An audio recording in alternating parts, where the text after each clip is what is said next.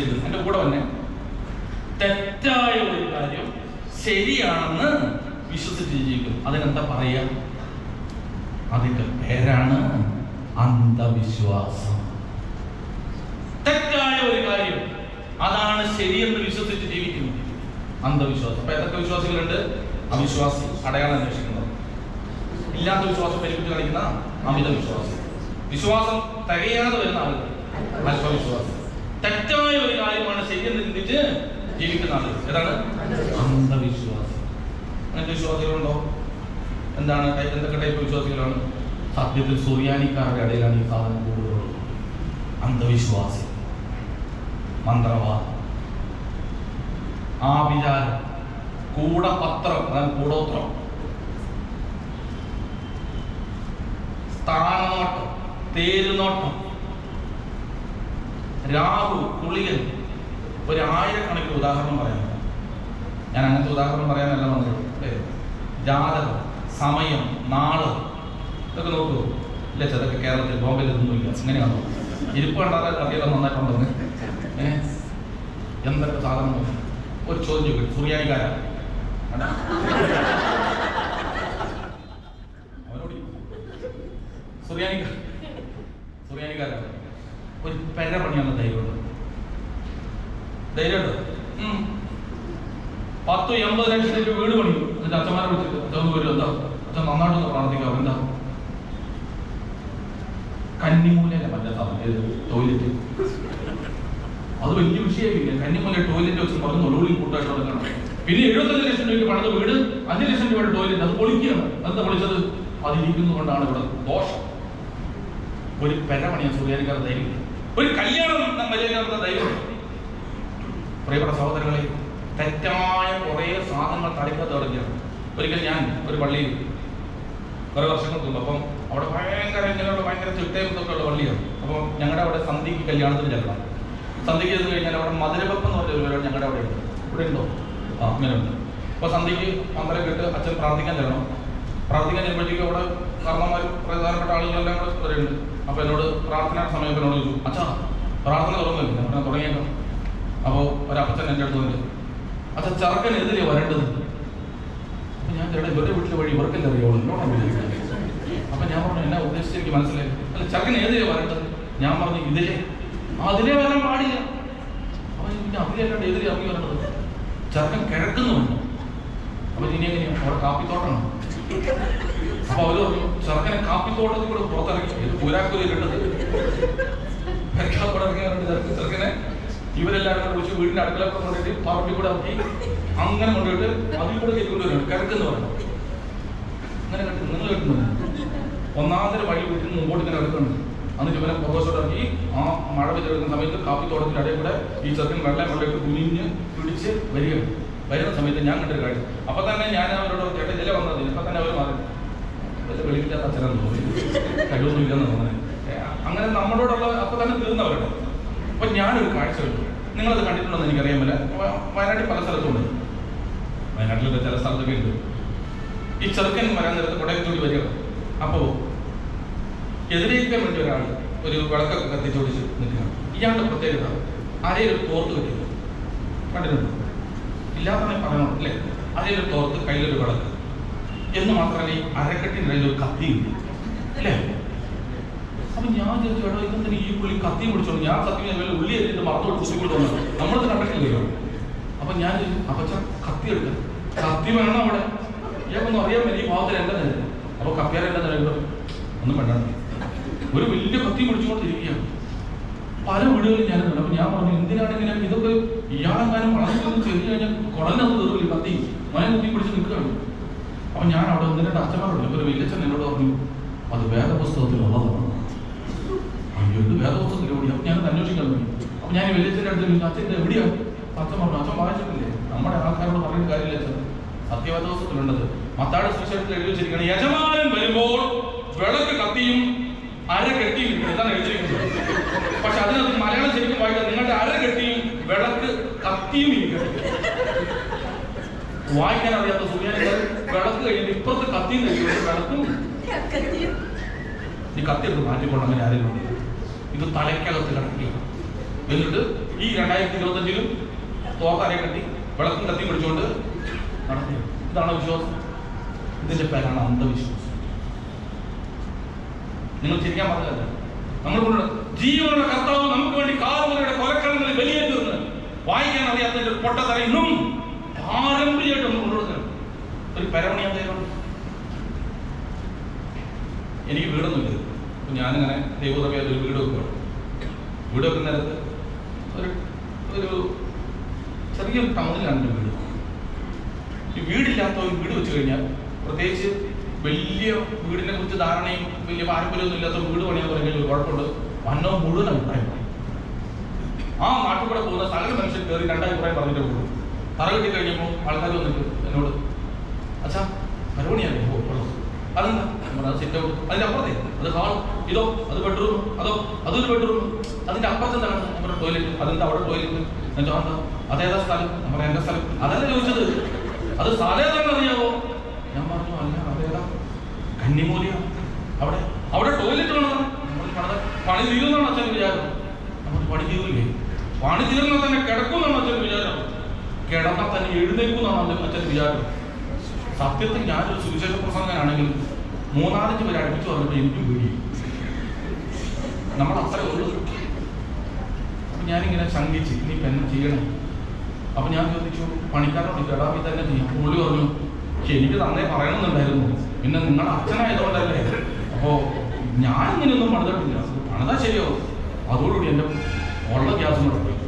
അപ്പൊ ഞാൻ ഇനിയിപ്പോൾ എന്താ ചെയ്തത്? പൊളിച്ചാലോ? പൊളിച്ചാൽ പിന്നെ എനിക്ക് ആ നാട്ടിൽ ജീവിക്കാൻ പറ്റുമോ? അപ്പൊ ഞങ്ങളുടെ തൂത്തുട്ടി ഞാൻ ബിനോയ് എന്ന അച്ഛനുണ്ട്, ഞങ്ങൾ ഒന്നിച്ചു കൊടുത്തു. ഞാൻ ബിനോയ് വിളിച്ചു, അച്ഛാ ഇങ്ങനെ പണിത് വന്നപ്പം കന്നിമൂലയിലായിപ്പോയി ടോയ്ലറ്റ്, അത് പൊളിച്ചാലോ എന്ന് ആലോചിക്കണം. ഞാൻ അത്ര പറഞ്ഞു. അച്ഛൻ വായിൽ നിന്ന് മുഴുവനല്ലോ ഇയാൾക്ക് നാണോ ഇടാതെ കൺഫ്യൂഷൻ പറയണോ? അങ്ങനെ അവിടെ തന്നെ പണിതോളണം. പണിതാൽ ഈ പിശാച് തീർത്ത് പോയി. പണിതില്ലെങ്കിൽ ബിനോയ് അച്ഛൻ്റെ ടീമും കൊല്ലു. ഞാൻ അങ്ങനെ വിഷമിച്ചു. അപ്പൊ ഞാൻ പറഞ്ഞു അന്നൊരു കാര്യം, നിങ്ങളൊന്ന് പ്രാർത്ഥിക്കും. അപ്പോൾ ഇപ്പോൾ ജർമ്മനിയിലുള്ള ജോലിയെത്തും അവരോട് ഞങ്ങളൊന്ന് പ്രാർത്ഥിക്കാൻ പറഞ്ഞു. ഞാൻ പറഞ്ഞു പകല് വരണ്ട, യുവമാരെക്കാരും വന്ന് പകൽ വല്ല വെള്ളം തട്ട് പ്രാർത്ഥിച്ച നാട്ടുകാർ പറയും വേറെ എന്താ പൂജ എന്ന് പറയും. അപ്പോൾ ഞാൻ സന്ധ്യക്ക് വരാൻ പറഞ്ഞു. അങ്ങനെ 7 മണിക്ക് നിങ്ങൾ വന്നു.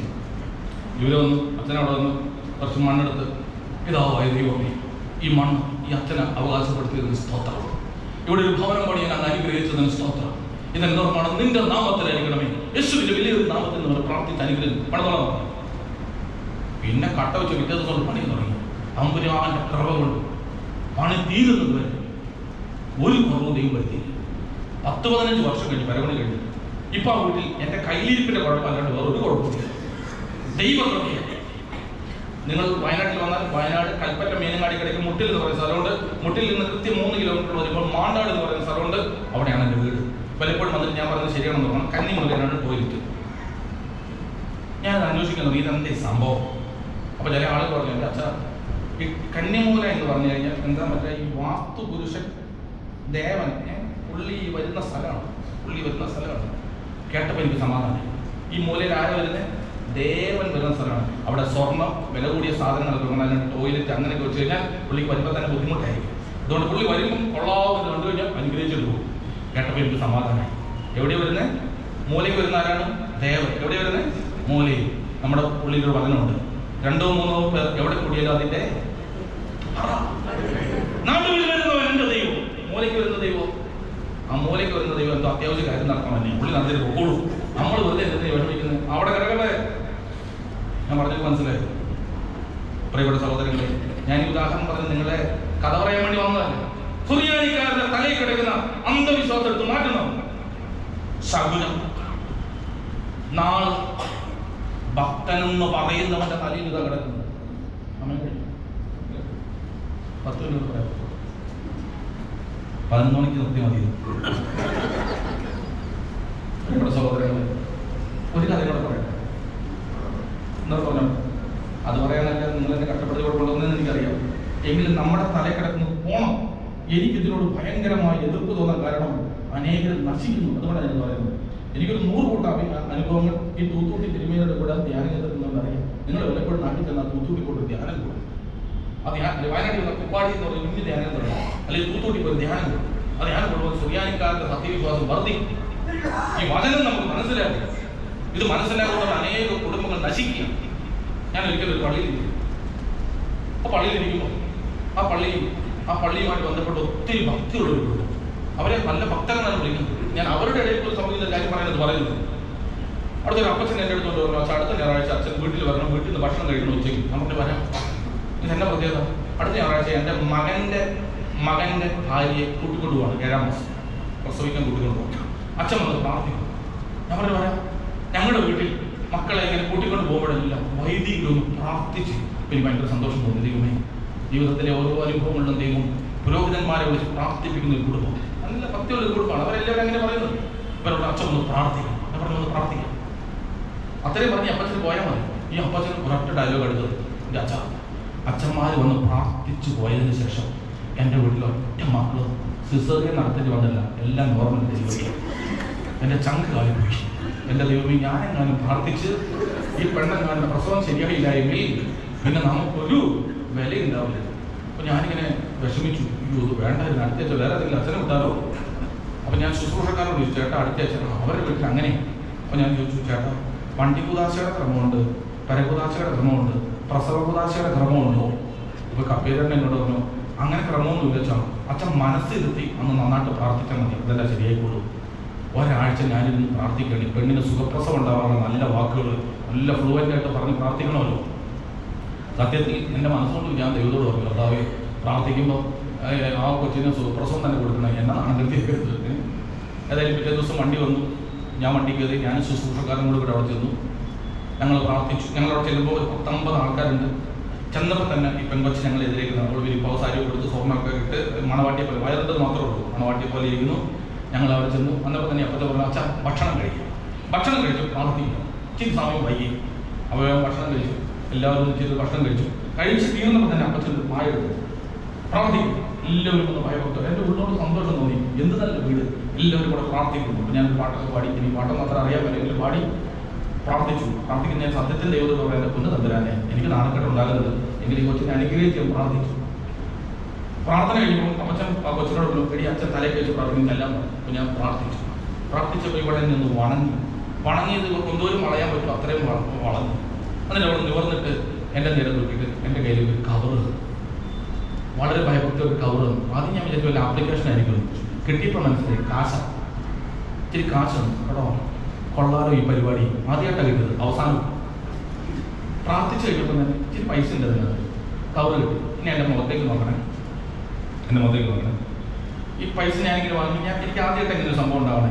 അപ്പോൾ ഞാൻ ഈ പൈസ ഇങ്ങനെ വാങ്ങി നിൽക്കുമ്പോൾ ശുശ്രൂഷക്കാരൻ എൻ്റെ നേരെ നോക്കി, എൻ്റെ മുഖത്തേക്ക് നോക്കിട്ടു. പുള്ളി എൻ്റെ നേരെ നോക്കി ആക്ഷൻ കാണിച്ചു. സത്യത്തിൽ ഞാൻ വിചാരിച്ചു പൈസ തിരിച്ചു കൊടുക്കണ്ടോ, അല്ലെങ്കിൽ കമ്മിറ്റിക്കാർ വഴക്കുണ്ടാവും. കാരണം അച്ഛൻ പ്രസവത്തിന് പ്രാർത്ഥിക്കാൻ പോയിട്ട്, പക്ഷേ പൈസ തിരിച്ചു കൊടുക്കാൻ പറ്റിയ ഒരു മൂഡിലല്ല ഇത് തന്നേക്കുന്നു. അതുപോലെ തന്നേക്കുന്നു. ഈ ശുശ്രൂഷക്കാരൻ വീണ്ടും എൻ്റെ നേരെ ഇങ്ങനെ കണ്ണുകൊണ്ട് ഒന്നിട്ടൊരു സാക്ഷൻ കാണിച്ചു. എനിക്കൊന്നും മനസ്സിലായി. ഇപ്പോൾ പുള്ളിക്ക് മനസ്സിലായി, ഈ പൊട്ടനച്ഛനൊന്നും മനസ്സിലായിരുന്നു. പുള്ളിക്ക് മനസ്സിലായി. പുള്ളി എൻ്റെ അടുത്ത് നിന്നിട്ട് പറഞ്ഞു, ഇങ്ങോട്ട് വാങ്ങാൻ കൊടുക്കുക, കുപ്പായത്തിൻ്റെ സൈഡ് ഇങ്ങോട്ട് വരാൻ പറഞ്ഞു. അപ്പോൾ പുള്ളി മുമ്പിൽ പോയി രോമം കത്തിരിക്കുന്നതിന് മുമ്പ് ചെമ്മരിയാട് പോലെ ഞാൻ പുറകെ. ഞാൻ സിറ്റൗട്ടിൽ ചെന്നപ്പോൾ വണ്ടി അവിടെ വന്നു നിന്നു. ഞങ്ങൾ വണ്ടിയത് കയറി. വണ്ടി കയറിയപ്പോൾ തന്നെ വണ്ടി ഡോറടച്ചു. എന്നാൽ പോവല്ലേ, പോവാ. അപ്പോൾ ഞാൻ ശുശ്രൂഷക്കാരൻ ചോദിച്ചു, എന്നെ പറ്റി? അപ്പോൾ പെണ്ണിറങ്ങാൻ പോവുക. ചൈന അച്ഛന്മാരെ കണി കണ്ടാൽ കൊള്ളൂല. അങ്ങനെയില്ലേ? അങ്ങനെ ഉണ്ടെന്നേ തലയാട്ടോ. അച്ഛനെ കണി കണ്ടിട്ട് ഇറങ്ങിയാൽ സുറിയാനിക്കാരുടെ തല കിടക്കുന്ന ചിന്ത. ആ വണ്ടി മുന്നോട്ട് ഞാൻ ഒരു കാഴ്ച കിടക്കുന്നുണ്ട്. ആ പള്ളിയിൽ ഒരു ചേച്ചി എല്ലാ ഞായറാഴ്ച ആ വീട്ടിലെ ചേച്ചി എൻ്റെ അടുത്തുണ്ട്. എൻ്റെ പൊന്നച്ച നാട്ടിൽ മൊത്തം വേദന, ഡിസ്ക് മൊത്തം കംപ്ലൈൻറ്റ്. ഒരു കപ്പ് വെള്ളം എടുത്ത് ഇങ്ങനെ ഒഴിക്കാൻ പറ്റില്ല. ഒരു കപ്പ് വെള്ളം എടുത്ത് അച്ഛൻ പ്രാർത്ഥിക്കണം. എല്ലാ ആഴ്ചയും ചേച്ചീൻ്റെ നടുവേദനകളിൽ പ്രാർത്ഥിക്കണം. ആ ചേച്ചി ഒരു പ്ലാസ്റ്റിക് കൂടെ നിറച്ച് വെള്ളം എടുത്തിട്ട് ഇങ്ങനെ വന്നു. നിറവിടം ശബലം. ഭക്തന്റെ വീട് പോലെ അവസ്ഥയല്ല. എൻ്റെ ദൈവത്തിൽ ലൈവാണെന്ന് ഞാൻ അറിഞ്ഞില്ല. വീട്ടുകാർ കേട്ട് കഴിഞ്ഞു. പിന്നെ ഇതെന്തിനാ ഞാൻ പറഞ്ഞത്? ഇതുപോലെ എന്തോ ഒരു അനുഭവങ്ങൾ, രാഹുകാലം, ഗുളികകാലം, ഇതും അതൊക്കെ നോക്കി അച്ഛൻ അങ്ങനെയൊക്കെ പറഞ്ഞാൽ മതി. ഞങ്ങളുടെ സമയമല്ലേ, ചിലരുടെ സമയം ഇല്ലേ, സമയം നോക്കി, ഗ്രഹം നോക്കി, മോതിരം അതിട്ട് രത്നമൊക്കെ മോതിരമിട്ടുകൊണ്ട് നടക്കുന്ന സൂര്യാനിക്കാരൻ നീ കിട്ടുകൊണ്ട് നടന്നു. ചിലരിപ്പോൾ തന്നെ തിരിച്ചു സത്യത്തിൽ നമ്മൾ ഓർക്കണം, ഈ പുസ്തകം നമ്മളെ പഠിപ്പിച്ചൊരു കാര്യമുണ്ട്. സമയം നോക്കുന്ന, ഗ്രഹം നോക്കുന്ന എപ്പോഴെന്നറിയോ? അമ്മയുടെ ഗർഭപാത്രത്തിൽ നിന്ന് നമ്മൾ ഈ ഭൂമിയിലേക്ക് വന്നതിന്റെ സമയമേ ഈ നാട്ടിലെ ഏത് സമയ നോട്ടക്കാരനും അറിയത്തുള്ളൂ. ഒന്നോടെ, അമ്മയുടെ ഗർഭപാത്രത്തിൽ നിന്ന് ഞാനും നിങ്ങളും പുറത്തേക്ക് വന്നതിന്റെ നാഴിക വിനാഴിക ഗണിച്ചൊക്കെയാണ് ജാതകക്കാരനും ഗ്രഹനിലക്കാരനും കാര്യങ്ങൾ നോക്കുന്നത്. 139 സങ്കീർത്തനം 15, 16, 17 തിരുവചനങ്ങളിൽ സ്വർഗത്തിൽ വാഴ്ത്തപ്പെട്ട ദൈവം തന്റെ ആത്മാവിൽ ദാവീദിലൂടെ പാടി, ഭൂമിയുടെ ഭാഗങ്ങളിൽ വെച്ച് നിഗൂഢതയിൽ ഞാൻ ഉരുവാക്കപ്പെടുമ്പോൾ എന്റെ രൂപം അങ്ങേക്ക് അജ്ഞാതമായിരുന്നില്ല. എന്റെ അമ്മയുടെ ഗർഭപാത്രത്തിൽ ഞാൻ ഉരുവാകുന്നതിന് മുമ്പ് തന്നെ നീ എന്നെ കണ്ടിരുന്നു. നിന്റെ പുസ്തകത്തിൽ എന്നെ കുറിച്ച് എഴുതി. ഞാൻ ജനിച്ച പിന്നെ പലരും എന്നെ കണ്ടത്. ഞാൻ ജനിക്കുന്നതിന് മുമ്പ് കണ്ട ഒരു കർത്താവ് എനിക്കുണ്ട്. അന്ധവിശ്വാസം അവസാനത്തെ പറഞ്ഞു തീർക്കാം. അവസാനം എത്ര പേര് പറഞ്ഞു? അവിശ്വാസികളുണ്ട്, അമിതവിശ്വാസികളുണ്ട്, അല്പവിശ്വാസികളുണ്ട്, അന്ധവിശ്വാസികളുണ്ട്. ഇനി ഒരു വിശ്വാസം കൂടെ ഉണ്ട്. അതേതാ? സത്യവിശ്വാസി. ആരാണ് ഈ സത്യവിശ്വാസി? നമുക്കറിയാം, സത്യവിശ്വാസ സംരക്ഷണ സമിതി. അവരോട് ചോദിച്ചു നോക്കൂ, എന്താണ് സത്യവിശ്വാസം? ഒരു അന്ത്യോക്യയുടെ വടക്കുതിര അസുരിപ്പാനി വരുന്നുണ്ട്. അവന്മാര് പലരും കാണി ബാധിച്ചിറങ്ങി. ഇവിടെ എങ്ങനെ അങ്ങനത്തെ ആൾക്കാരുണ്ടോ? പ്രസംഗത്തിന്റെ ഇങ്ങോട്ട് അങ്ങനെ പറയാൻ കഴിയും. അച്ഛനോടും കിട്ടും, അടിക്കണിക്കും കിട്ടും. എന്താണ് ഈ സത്യവിശ്വാസം? അത് കേൾക്കണം, സത്യവിശ്വാസം കേൾക്കണം. അത് പറയുന്നതിന് മുമ്പ് ഞാനൊരു കാര്യം പറയും. 10 മിനിറ്റ് കൊണ്ടിരിക്കുമോ? സത്യവിശ്വാസം ഇരിക്കാണ്ട് തന്നെ ഇവര് പെട്ടുപോയി. സത്യവിശ്വാസം കേട്ടോ, ഞാൻ പെട്ടെന്ന് പറയാം. ഇത് വളരെ പ്രധാനപ്പെട്ട.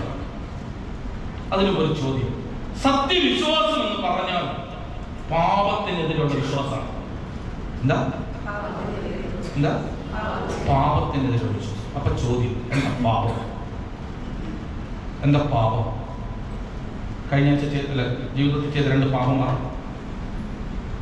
കുമ്പസാരികൾ പറഞ്ഞാൽ ഇപ്പൊ പറയും. ഞാൻ ചോദിക്കട്ടെ, കൊലപാതകം പാപമാണോ? വേഗം പറ. വ്യഭിചാരം പാപമാണോ? ചതി പാപമാണോ? മാതാപിതാക്കന്മാരെ ഉപദ്രവിക്കുന്നത് പാപമാണോ? മദ്യപാനം പാപമാണോ? അത് പറഞ്ഞ ആണോ? കൊലപാതകം പാപമാണ്, മദ്യപാനം പാപമാണ്, വ്യഭിചാരം പാപമാണ്, അങ്ങനത്തെ ഓരോന്നും പാപമാണ്. ഒരു ചോദ്യം, കൊലപാതകവും വ്യഭിചാരവും മാതാപിതാക്കന്മാരെ നോക്കാത്തതും ചതിയും വഞ്ചനയും പാപമാണെന്ന് അറിയാൻ ഈ പുസ്തകം വേണോ? ഈ നാട്ടിലൊരു അവിശ്വാസം ചോദിക്കേ, കൊലപാതകം തെറ്റാണ്, മദ്യപാനം മോശമാണ്, വ്യഭിചാരം ശരിയല്ല, ഈ പുസ്തകം വേണ്ട, ബൈബിൾ വേണ്ട, ക്രൂസ് വേണ്ട. ക്രൂസ് ഇല്ലാത്തവനും വിശ്വാസം ഇല്ലാത്തവനും പറയും ഇതൊക്കെ തെറ്റാണെന്ന് പറയും. അപ്പൊ അതല്ല ക്രിസ്ത്യാനിക്ക് പാപം. പിന്നെന്താ? യേശു പറഞ്ഞു, വ്യഭിചാരം ചെയ്തെന്ന് ഞാൻ നിങ്ങളോട് പറഞ്ഞിട്ടുണ്ടല്ലോ, ആസക്തിയോടെ നോക്കിയ. അപ്പം മനസ്സിൽ പാപം വന്നാൽ അതാണ്. അസൂയ പാപമാണ്, അഹങ്കാരം പാപമാണ്, കുന്നായ്മ പാപമാണ്. അവിശ്വാസിയോട് ചോദിക്കും, അവനും പറയും ശരിയാണ്. അതും ഈ പുസ്തകം വേണ്ടതേ. അപ്പൊ പിന്നെ ഏതാ പാപം? മനസ്സ് നന്നായാൽ പാപം ഉണ്ടാകാതിരിക്കും. ഈ പുസ്തകം വായിക്കും. റോമാലേഖനം 7-15 പൗലോസ് പറയാണ്, നന്മ ചെയ്യാൻ ഞാൻ ആഗ്രഹിക്കുന്നു. മനസ്സെങ്ങനെയാ? നല്ലത്. നന്മ ചെയ്യാൻ ഞാൻ ആഗ്രഹിക്കുന്നു, നല്ലത് മാത്രം പ്രവർത്തിക്കാൻ ഞാൻ ആഗ്രഹിക്കുന്നു. നല്ല മനസ്സാണ്. പക്ഷെ ഇച്ഛിക്കുന്ന നന്മയല്ല, ഇച്ഛിക്കാത്ത തിന്മ ഞാൻ ചെയ്യുന്നത് ഞാനല്ല, എന്നിൽ കുടികൊള്ളുന്ന പാപമാണ്. അപ്പൊ പാപം എന്താണ്? പാപം എന്താണെന്ന് ശ്രദ്ധിച്ചു വരുന്നത് പരിശുദ്ധാത്മാവാണ് വെളിപ്പെടുത്തുന്നത്. ക്രിസ്ത്യാനിക്ക് പാപം എന്താണ്? നമ്മൾ കുമ്പസാരിക്കേണ്ടത് ഇനി പറയുന്ന പാപത്തെ കുറിച്ചാണ്. ബാക്കിയെല്ലാം പാപത്തിന്റെ പ്രവർത്തികളാണെന്നേ. യഥാർത്ഥത്തിൽ പാപം എന്താണ്? പരിശുദ്ധാത്മാവ് മാത്രം വെളിപ്പെടുത്തി തരുന്ന സത്യമാണ്. യോഹന്നാന്റെ സുവിശേഷം 16:8 അതാണ് പാപത്തെ കുറിച്ച് പഠിപ്പിച്ചത്. യോഹന്നാൻ 16:8 എന്നതെന്നറിയോ? പരിശുദ്ധാത്മാവ് നിങ്ങളുടെ മേൽ വന്നു കഴിയുമ്പോൾ പാപത്തെക്കുറിച്ചും നീതിയെക്കുറിച്ചും ന്യായവിധിയെക്കുറിച്ചും നിങ്ങളെ പഠിപ്പിക്കും. അടുത്തത് 16:9 പരിശുദ്ധാത്മാവ് നിങ്ങളുടെ മേൽ വന്നു കഴിയുമ്പോൾ പാപം, നീതി, ന്യായവിധി ഇവയെക്കുറിച്ച് പഠിപ്പിക്കും. 9 നിങ്ങൾ എന്നിൽ വിശ്വസിക്കാത്തത് കൊണ്ട് പാപത്തെക്കുറിച്ച്, നിങ്ങൾ എന്നിൽ വിശ്വസിക്കാത്തത് കൊണ്ട് പാപത്തെക്കുറിച്ച്. പാപം എന്ന് പറഞ്ഞാൽ എന്താ? യേശുവിൽ വിശ്വസിക്കാൻ കഴിയാത്തതിന്റെ പേരാണ് പാപം. ജീവിതത്തിൽ യേശുവിൽ വിശ്വസിക്കാൻ കഴിയാത്തതിന്റെ പേരാണ് പാപം. അതാണ് പാപം. അതിൽ നിന്നാണ് ബാക്കിയെല്ലാം ഉണ്ടാകുന്നത്. ഇനി നിങ്ങളൊന്ന് ആലോചിച്ച് നോക്കുക, ശിഷ്യന്മാർ എന്തിനാ മരിച്ചത്? ഈ സുവിശേഷം എഴുതിയ മാർക്കോസിനെ കുതിരവണ്ടി കെട്ടിയിട്ട് വലിച്ചു കൊന്നു, മത്തായിയെ വെട്ടിക്കൊന്നു, മാർക്കോസിനെ കുതിരവണ്ടി വലിച്ചു കൊന്നു, ലൂക്കോസിനെ കൊന്നു, യോഹന്നാനെ തളച്ച് എണ്ണയ്ക്കകത്തിട്ടു, പത്മോസിലേക്ക് നാട് കടത്തി, പൗലോസിനെ വെട്ടിക്കൊന്നു, പത്രോസിനെ തലയിലെ ക്രൂശിച്ചു, തോമാസിനെ കുന്തമറിഞ്ഞു കൊന്നു. അതെന്തിനെങ്കിലും മരിച്ചു? വിശ്വാസത്തിൽ നിന്ന് മാറാതിരിക്കാൻ, അഥവാ പാപം ചെയ്യാതിരിക്കാൻ. പാപം ചെയ്യുന്നതിനേക്കാൾ ഭേദം മരിക്കുന്നതാണ്. യേശു വിശ്വസിച്ചു. എന്താ വിശ്വാസം? സത്യവിശ്വാസം കേട്ടോണ്ടോ? സത്യവിശ്വാസം കേട്ടോണ്ടോ? യേശു ചോദിച്ചു, ഞാൻ ആരാണെന്ന് നിങ്ങൾ പറയുന്നത്? പത്രോസ് ചാടി പറഞ്ഞു, നീ ജീവനുള്ള ദൈവത്തിന്റെ പുത്രനായ ഇതിന്മേൽ ഞാൻ ഒരു സഭയെ പണിയും. യേശു ദൈവമാണ്. ഇതങ്ങോട്ട് വിശ്വസിക്കുക. ഇത് വിശ്വസിച്ച് അതിനുവേണ്ടി ജീവിക്കുക. ആകാശത്തിന്റെ കീഴിൽ മാനവ വർഗത്തിന്റെ രക്ഷയ്ക്ക് യേശു നാമമല്ലാതെ മറ്റൊരു ദൈവമില്ല. യേശു സത്യ ദൈവം. ആ വിശ്വാസത്തിന് ഇടർച്ച വന്നാൽ മരിക്കാൻ തയ്യാറാണ്. അതിനുവേണ്ടി മരിച്ചു. അത് വിശ്വസിച്ചപ്പോൾ യഹൂദന്മാർ പറഞ്ഞു, ഇനി മേലാൽ യേശുവിനെ കുറിച്ച് പറയരുത്. അവർ നിങ്ങൾ പറയും, പറഞ്ഞ കൊല്ലു. ചിലരുടെ ശരീരത്തിൽ എണ്ണത്തിൽ ഇങ്ങനെ ചുറ്റി കത്തിച്ചു വെച്ചു. അവർ പറഞ്ഞു, ആയിക്കോട്ടെ, യേശു ക്രിസ്തുവാണ് ദൈവം. ചിലരെ കഴുത്ത് വെട്ടി കൊന്നു. ചിലരുടെ ശരീരത്തിൽ നിർഗന്ധ ഉള്ളങ്കാൽ വരെ പച്ചത്തൊലി ഇങ്ങനെ വലിച്ചു പൊളിച്ചെടുത്ത് കോഴിയും പൊലിക്കുന്ന പോലെ പൊലിച്ചു. അവർ ആയിക്കോട്ടെ. ക്രിസ്ത്യൻ